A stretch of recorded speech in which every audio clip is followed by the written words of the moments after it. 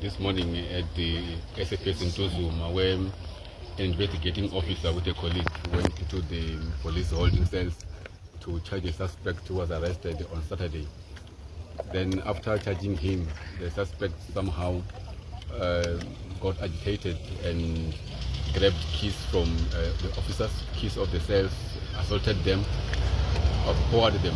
That's when police called for backup, and those who were called for backup, of course, they were uniformed members who were armed. Then during the scuffle, suspect managed to grab a firearm from one of them and shot at the members, who managed to take cover. And then he held them hostage as he locked the main door of the cells. During that period, he continued shooting until the other members who were tactical managed to penetrate, and in the operation, he was shot, fatally wounded. Okay, so no. But we've got two officers who were slightly injured during the scuffle, but not through gunshots.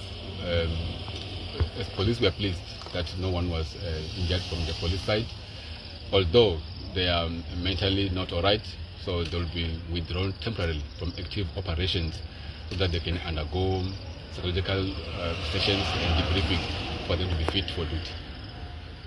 Also, Kenny, what was the suspect arrested for? And is it work as usual inside the police station? What's happening? Police work continues.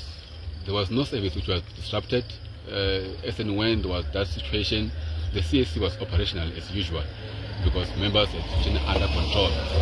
He was arrested on Saturday for trying to kill a family member. So he's somebody who's violent and he's been unruly in the cells. We're just pleased at the police that we managed to contain the situation, no injuries on the police officer or anybody else who was in other cells, and he was taken out tragically so.